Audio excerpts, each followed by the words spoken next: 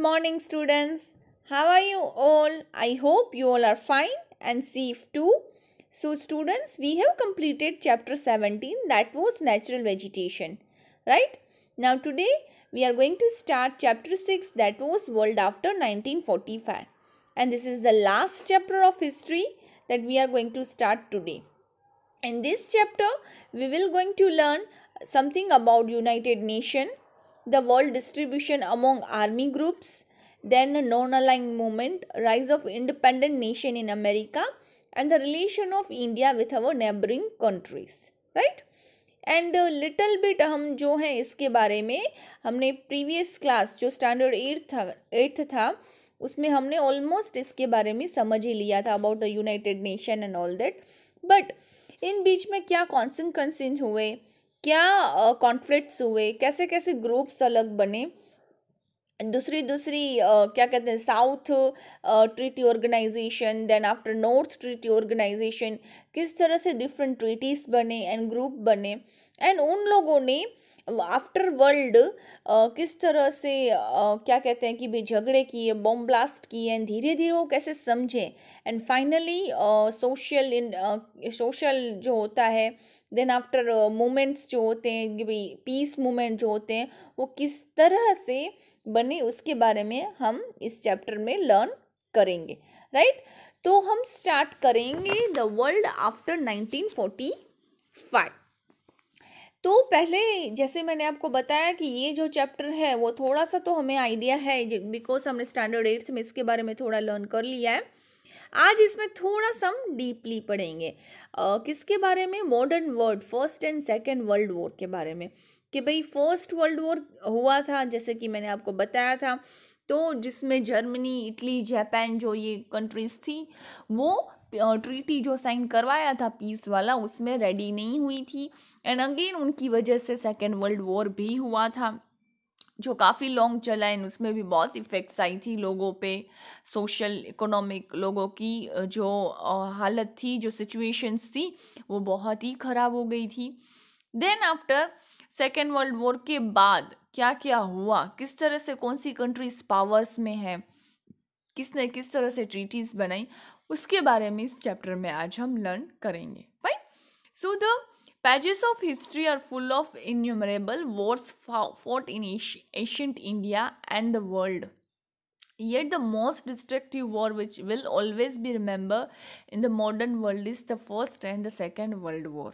The League of Nations was formed with the purpose of establishing permanent peace in the world, but due to a certain limitation it failed, and in 1939 World War II broke out. The disturbed state of mind and the horror of the World War II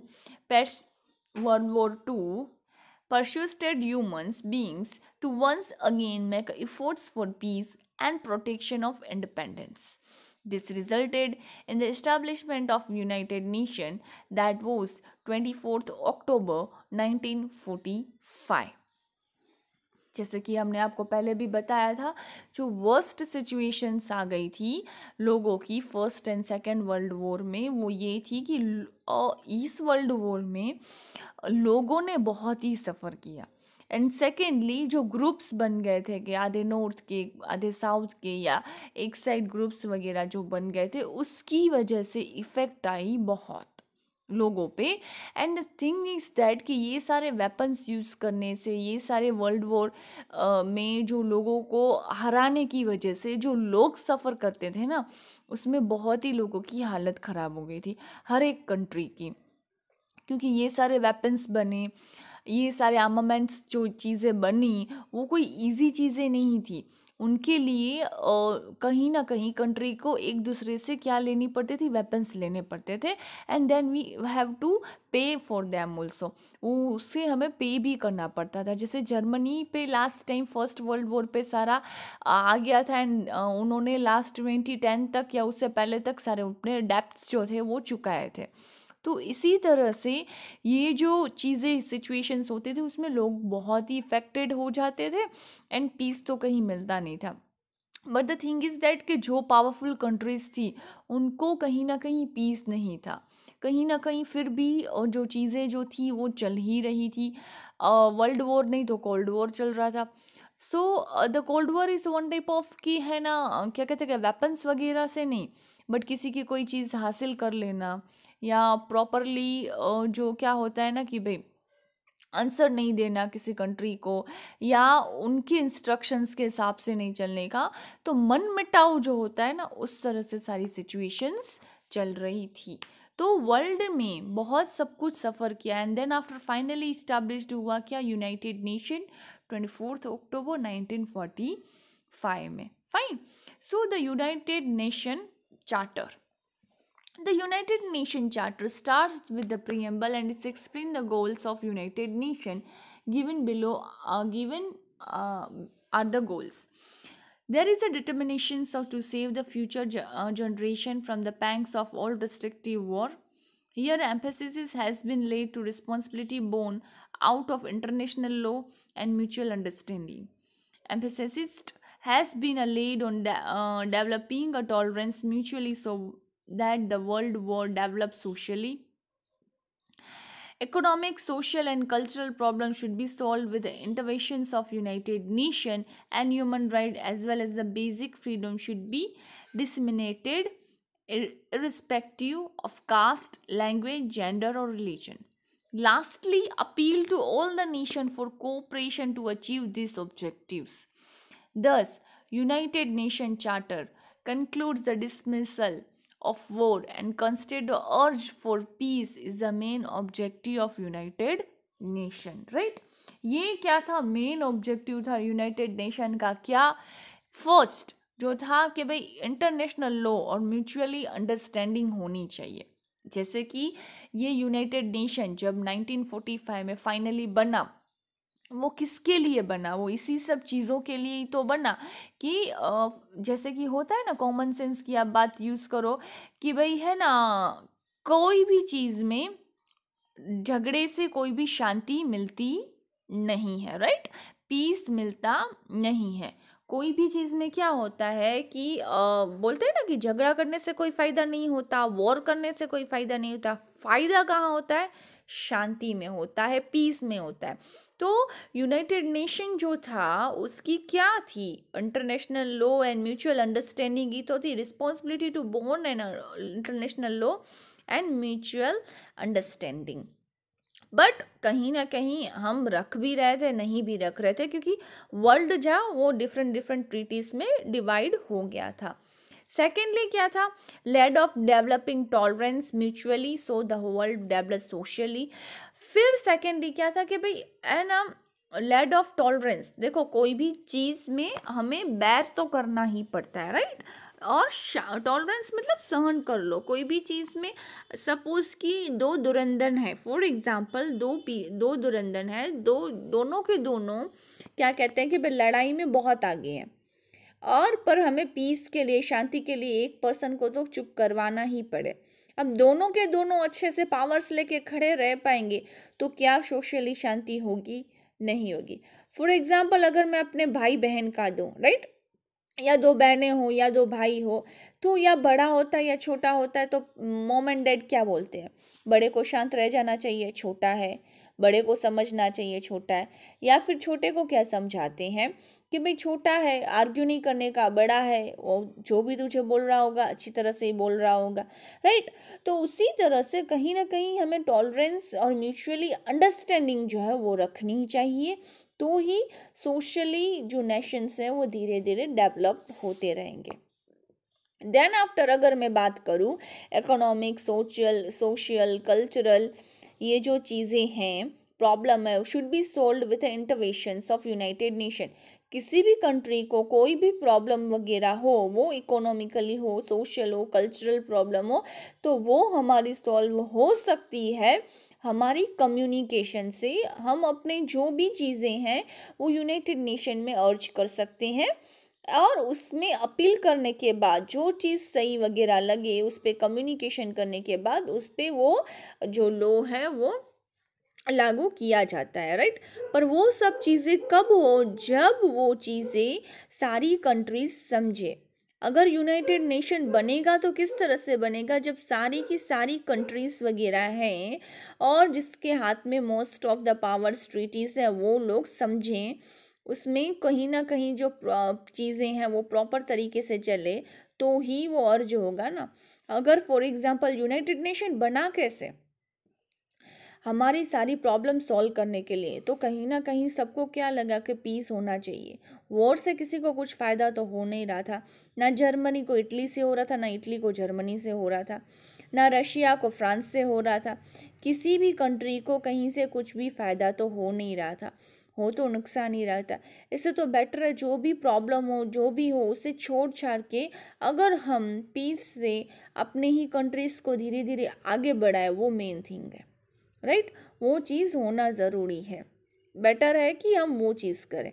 lastly appeal क्या किया गया कि cooperation होना चाहिए। कोई भी चीज़ में हम बोलते हैं ना, कोऑपरेशन होना ज़रूरी है। अगर कोऑपरेशन नहीं होगा तो कोई भी चीज़ प्रॉपरली नहीं होगी, तो कोऑपरेशन होना ज़रूरी है। जो भी ऑब्जेक्टिव्स डिस्कस्ड किए गए उसमें सब लोगों का कोऑपरेशन होना काफ़ी ज़रूरी था, तो ही कंट्रीज़ क्या कर पाएंगी कि धीरे धीरे साउथ के साइड कॉन्टिनेंट्स ले लो या नॉर्थ के ले लो, या धीरे धीरे जो भी हो उसमें कोऑपरेशन होगा, तो वो लोग अपने ही कंट्री को आगे बढ़ाना चाहेंगी और आगे बढ़ती रहेंगी। अदरवाइज तो हम एक दूसरे के फाइट्स में ही क्या करेंगे, डिले करते रहेंगे एंड धीरे धीरे क्या होता रहेगा, नुकसान ही होता रहेगा, राइट।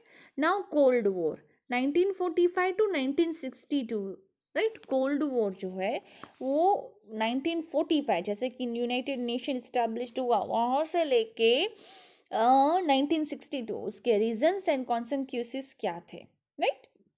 क्या रीजंस थे, तो जो कंट्रीज जो थी वो एक दूसरे के साथ म्यूचुअल अंडरस्टैंडिंग फिर भी नहीं कर पा रही थी, क्योंकि उनके पास अपने अपने सेपरेट पावर्स बहुत थे, उसकी वजह से, right. Though the World War II got over, it resulted into a creation of America and Russia are the superpower. जैसे कि मैंने आपको बोला कि उनके पास सुपर पावर्स बहुत थे। While the taking the place of England and France in war, England, France, Russia and America were together. But Russian administration policies created differences, and thus America and England separated. A strong competition between the two superpowers, that is America and Russia, to establish the supremacy over the world emerged after the Second World War. The power was centralized between two poles, that was America and Russia. Therefore, this period is considered as a bipolar world order. Owing to extremely tense relation between two power blocks, this phase is known as the Cold World War phase. At various incidents, both the superpowers almost came into the conflicts with one another. As I told you कि weapons वाला नहीं but conflicts वगैरह सब होती रहती थी।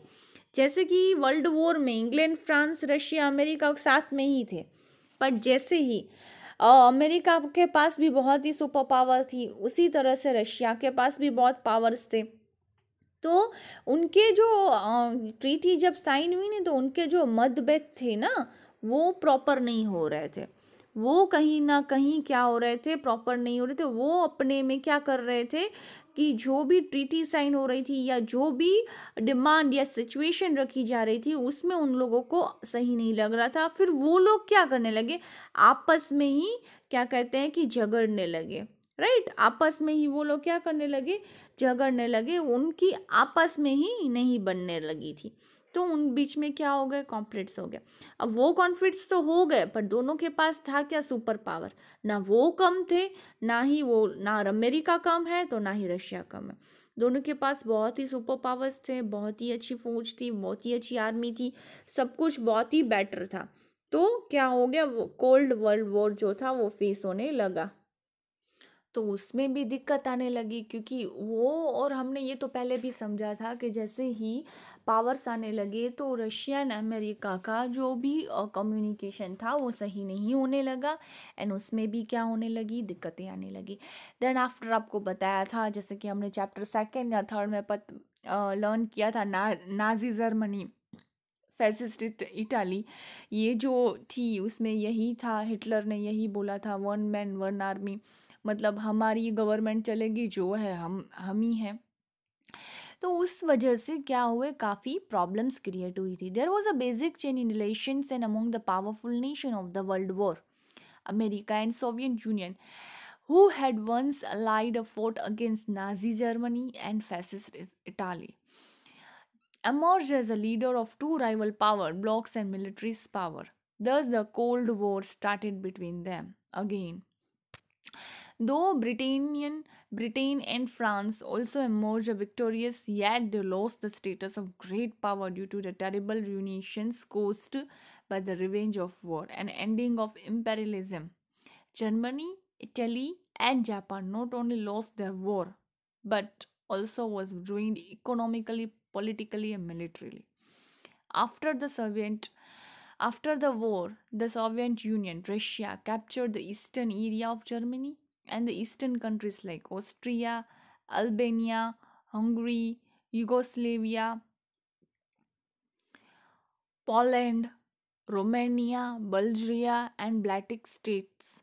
Later on, they have ruined of power to respective communist parties to these countries. They did not continue with their superiority of these countries during 1949. By conducting a nuclear test, the Soviet Union directly challenged the monopolistic nuclear power of America. Meanwhile, democratic systems were gradually established in the Western European countries and liberated British American forces. देखो इसमें कुछ भी नहीं है, normally यही है, ये जो हमने चैप्टर सेकंड या थर्ड में जो पढ़ा था ना वर्ल्ड वॉर का, वही है कि जैसे कि नाजी जर्मनी बनी थी, फैसिस्ट इटाली बनी थी, पता है ना, उनकी अलग अलग गवर्नमेंट बनी थी एंड उन्होंने अपने हिसाब से पूरा चेंज किया था। वो हमने chapter I think so third में पढ़ा था, if I'm not wrong. We have learned all this Bolshevik revolution we have learned in chapter second, and the yes, fascists in Italy, Nazism in Germany, militaries in Japan, ये सब हमने पढ़ा था movement towards the new world में, जिसमें पूरे पूरे अलग तरीके से गवर्नमेंट खुद की ही बनाई गई थी। हिटलर ने इसमें इटली में बनी थी फैसिस्ट, जिसमें था one party and one leader, right. ये उन्होंने फैसिस्ट जो था वो उन्होंने वो अपनी गवर्नमेंट बनाई थी। उसी तरह से नाजी में जर्मनी में हिटलर ने अलग अलग तरह से ये डिक्लेयर कर दिया था, क्योंकि उनकी जो पार्टीज थी, उनकी जो गवर्नमेंट थी, वो पूरी की पूरी अलग होने लगी, राइट। फिर क्या हुआ, देखो यहाँ से इतना तो हमने प्रीवियस चैप्टर्स में सब कुछ पढ़ा ही था। दूसरी कंट्रीज डिवाइड हो गई, फिर जर्मनी में ऑस्ट्रिया, अल्जीरिया, हंगरी, रोमिया एक्सेट्रा, ये सब जो थे वो सारे के सारे क्या कहते हैं कि भाई अपनी साइड कर लिए थे। इतना तो we have already learn in this all this after that movements toward the new world in the chapter three yes. The world distributed among the army groups, ये आर्मी ग्रुप्स में वर्ल्ड क्या हो गया, डिस्ट्रीब्यूटेड हो गया। कौन सी, NATO, SEATO and CENTO, ये तीन में। कौन सी, NATO, SEATO and CENTO. One of the most important aspects of conflict ideology was what? That mutual distrust and sense of doubt on the intention of rival groups.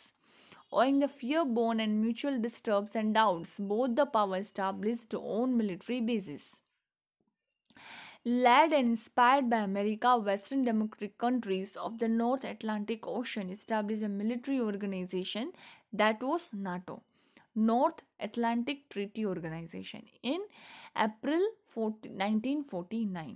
Right कौन सी, north America ने lead inspire कौन सी democratic countries को की, that was a north Atlantic ocean established military organization where North Atlantic Treaty Organization in the year 1949. Similarly, there are to protect the southern countries, अगर southern countries को protect कर देना from one outlet, Soviet Union, America and England established one more military organization in 1945, that was SEATO, that South Eastern Asiatic Treaty Organization. कहाँ की, eastern countries की, वो पूरी की नॉर्थ साइड की हो गई, देखो, both the power established own military bases led to inspired by America, Western democratic country of the North Atlantic Ocean established NATO. Western democratic country थी, उन्होंने क्या इस्टेब्लिश किया? NATO. And southern eastern countries जो थे वो on slot of the Soviet union communication. America and England established one more organization in 1945 that was South Eastern Asiatic Treaty Organization. Right? तो western की अलग हो गई ऑर्गेनाइजेशन, ठीक है, क्या कहते हैं, ईस्टर्न की कंट्रीज की अलग हो गई.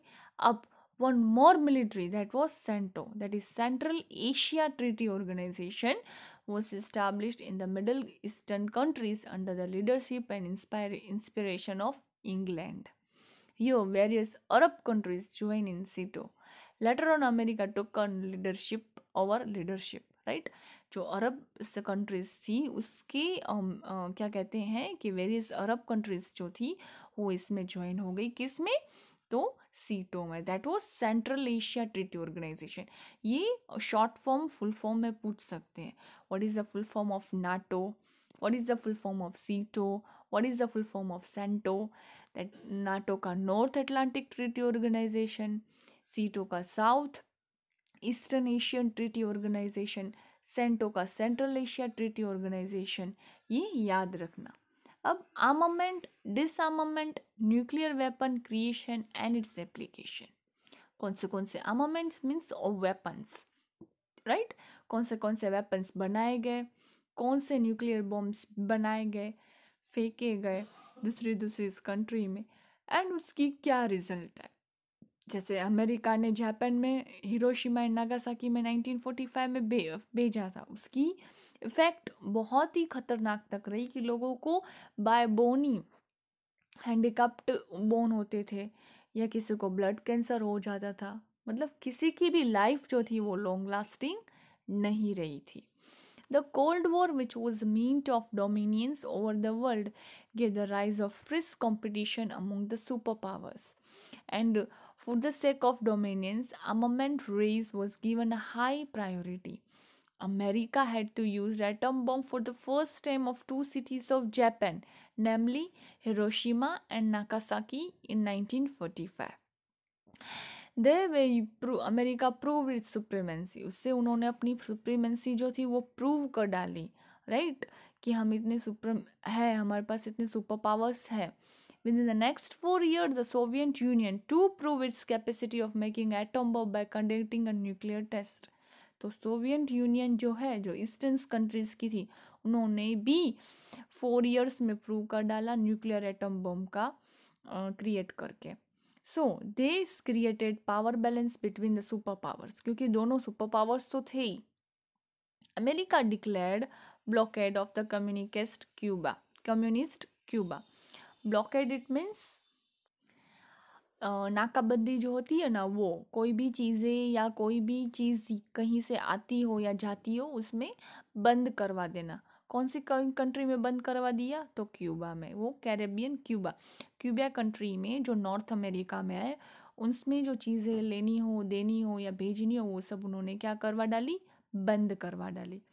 विच was on south east to defined Cuba against the possible attacks of America. The Soviet Union sent ships loaded with the nuclear missiles in the Caribbean Sea. Both the superpowers treated each other on the nuclear weapons, the world almost on the verge of nuclear war. Finally, leaders of America and Soviet Union had to talk on the hotline for the first time. The Soviet Union decided to withdraw its ship and America decided to curb nuclear missiles aimed towards Cuba. The whole episode is known as the Cuban crisis. This episode is very important episode in the world policies. It begins the communications between two superpowers. This incident is the most important towards the process of disarmaments of nuclear weapons. The entire Cuban crisis is considered to the beginning of end of the Cold War. America, the Soviet and the Britain agreed on maintaining control over a nuclear productions, experiments and proliferations. This agreement is known as a partial nuclear test ban treaty. France, of course, refused to sign this treaty. China also conducted a nuclear test in 1964 and refused to sign the treaty. This treaty imposed a ban conducting a nuclear test in open atmosphere, and one of a course export communist China. The other four were already permanent member of United Nations Security Council, possessing a veto power. अब देखो इसमें हुआ क्या, in short में आपको ये बताऊँ ना, तो अमेरिका एंड रशिया जो दोनों सुपर पावर्स थे नॉर्थ और सोवियत की, उन्होंने क्या किया, एक दूसरे पर मिसाइल्स हो, न्यूक्लियर बॉम्ब्स हो वगैरह टेस्ट करने लगे एंड दूसरे पर लगाने लगे थे, राइट. तो उसकी वजह से क्या हुआ, वर्ल्ड फिर से कुछ ना कुछ फेस कर रहा था. देन ऑल्सो उन्होंने एक क्या कहते हैं कि भी बात की, here it is written, see hotline for the first time उन्होंने बात की एंड जो भी प्रॉब्लम्स थे, जो भी कॉन्फ्लिक्ट्स थे वो क्लियर किए. एंड फिर क्या किया कि भाई अमेरिका ने खुद के हाथ पीछे ले लिए एंड जो दूसरी साइड जो थी क्या कहते हैं कि सोवियत यूनियन ने, उन्होंने अपने हिसाब से अपने हाथ भी पीछे कर डाले. एंड देन आफ्टर क्या हुआ, ये जो ये अमेरिका ने सब क्या कहते हैं कि भाई पानी में जो मिसाइल्स जो भेजी थी इन द कैरेबियन सी में, ये जो सब जो चीज़ें हो रही थी वो कहीं ना कहीं कंट्रीज़ को इफ़ेक्ट ही कर रही थी. तो उन्होंने क्या किया, ये सारी चीज़ें बंद करवा ली. उन्होंने कॉमनली क्या किया, बात की एक दूसरे के साथ एंड फाइनली उस कॉन्फ्लिक्ट्स जो भी क्लियर थे वो क्लियर हो गए थे. एंड उन्होंने फिर ये सारी ट्रीटी में फाइन कराया कि भाई कोई भी अब न्यूक्लियर बॉम्ब का टेस्ट वगैरह होगा वो नहीं करेंगे, उसमें बैन लग जाएगा. बट हुआ क्या कि उसमें काफ़ी दूसरी भी कंट्रीज थी जो वो ट्रीटी साइन करने के लिए रेडी नहीं हुई, included the China, because China वो ऑलरेडी यूनाइटेड नेशन का परमानेंट मेंबर है, उसने अपना वीटो पावर भी चलाया था. एंड इन द ईयर 1964 उन्होंने कंडक्टेड किया था nuclear test, right, and refuse to sign the treaty. और उसने साइन नहीं किया था ट्रीटी, उसने रिफ्यूज कर डाला था.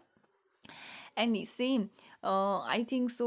We have learned that France is also not ready to sign this treaty. And उन्होंने भी ऐसे किया था क्योंकि उन लोगों ने ऑलरेडी वेपन्स न्यूक्लियर्स जो थे वो टेस्ट करके रखे थे. एंड फिर लास्टली ये फाइनली हुआ कि भाई अभी ये जो होगा कोई भी न्यूक्लियर टेस्ट वगैरह नहीं करेगा कोई भी कंट्री में. एंड ये सब जो है ओपनली नहीं टेस्ट होंगे, क्योंकि ये न्यूक्लियर बम फेंके भी जाते हैं और टेस्ट भी किए जाते हैं ना, तो लोगों को जो रहते हैं वो तो मर ही जाते हैं, पर जो आने वाले होते हैं ना ही उस ज़मीन में कुछ बचता है, ना ही कुछ बचने के चांसेस होते हैं. पूरी की पूरी ज़मीन बंजर होते आती है. सेकेंडली अगर कोई वहाँ पर रहते भी हो तो वहाँ पे लोगों जो हो वो कोई हैंडीकैप्ड होता है, तो कोई पैरालाइज्ड होता है, क्या किसी को पोलियो हो जाता है, ऐसे ही बोन होते हैं. तो इसलिए हमने क्या कर डाला, बैन करवा डाला कि ये भी ओपन एरिया में कहीं पे भी न्यूक्लियर टेस्ट नहीं होगा. और न्यूक्लियर टेस्ट होगा ही नहीं, वो बैन ही था. बट चाइना उस टाइम पे रेडी नहीं हुई थी. एंड क्या हुआ था कि उन्होंने ऐसे बोला था कि हम रेडी नहीं होंगे, ना उन्होंने अपना क्या किया था, परमानेंट मेंबर है यूनाइटेड नेशन के, तो उन्होंने अपना वीटो पावर यूज़ किया था. Apart from that, nuclear weapons, missile, the superpowers have also developed chemical and biological weapons. These weapons of mass destruction can kill millions of people without damaging any materialistic wealth. People would die miserably while suffering from various diseases because of these lethal weapons. ये सारी जो चीज़ें अगर हम use करें, जैसे कि मैंने आपको पहले भी बताया था, उससे क्या हो कि लोग जो हैं उनमें बहुत ही इफ़ेक्ट आए, हेल्थ इश्यूज हो जाए, क्या कहते हैं कि कतारों में लोग पानी की तरह मरते रहे और उसमें कोई भी किसी का कुछ भी भला नहीं होने वाला था, कुछ भी सही नहीं होने वाला था. हो क्या रहा था, गलत ही हो रहा था. तो इसलिए ये ट्रीटी जो थी वो फाइनली बैन करवा दी थी कि ये ट्रीटी होगी ही नहीं, कहीं भी न्यूक्लियर टेस्ट बॉम्ब नहीं होंगे. अगर होंगे तो भी हमें कहीं ना कहीं से कहीं परमिशन लेनी पड़ेगी, या फिर अंडरग्राउंड ऊपर कुछ भी नहीं होगा ऐसे। इसलिए if you had seen that picture that परमाणु, उसमें हमने न्यूक्लियर बम टेस्ट भी किया था, बट किस तरह से किया था, कैसे किया था, वो पूरी की पूरी आप मूवी देखो, उसमें आपको पता चल जाएगा कि किस तरह से किया था। क्योंकि ऊपर सैटेलाइट्स लगी हुई होती है ना, उसमें सब चेक करते हैं कि कौन सी कंट्रीज क्या कर रही है, किस तरह से कर रही है, सब कुछ चेक करते हैं। तो ये जो है ना, ऐसे ही नहीं है, ऐसे ही नहीं बनाई गई है सैटेलाइट्स वगैरह। यूनाइटेड नेशंस, वहाँ पे कोई कंट्री क्या कर रही है, किस तरह से कर रही है, जिस चीज़ पे हमारा बैन लगा हुआ है, क्या वो हम कर रहे हैं। अगर हम कर रहे होते हैं तो हम पे एक्शन लिया जाता है। और हमने, अगर आप वो मूवी देखोगे ना, तो सैटेलाइट में घड़ी में कौन सा, कांटे की सुई में कौन सा टाइम हुआ है ना, वो भी उसमें बताते हैं वहाँ पे। तो ये सब हमें ध्यान में रखना पड़ता है। पर फाइनली वो बैन करवा दिया था। During this decades many important far fetching changes took place in international policy owing to many reasons. The Cold War among superpowers also ended, so the nuclear ban treaty helped in this concern. India has always welcomed this treaty but is always supporter of disarmaments. The world will be always in danger until the disarmament of lethal weapons is not done. अगर इस तरह से ये सारी चीज़ें रहती तो world तो पता नहीं कहाँ होता। एंड हमने भी न्यूक्लियर बॉम्ब टेस्ट किया है, बट सेफ्टी से किया था, उसमें कभी भी किसी को इफेक्ट नहीं आई थी, क्योंकि ये लीगली बैन है, राइट। सो स्टूडेंट्स, आज हम इतना ही रखते हैं। नेक्स्ट लेक्चर में हम कंटिन्यू करेंगे rise of independent nation in Asia, then after in America and non aligned movement, and something distinctions of Soviet Union, and in the international level of contributions, and what is the relations of India with other countries. This we are going to learn in this next in this chapter in the next video. Till that हम इतना ही रखते हैं, okay students. So till that, stay home, stay safe, and thank you.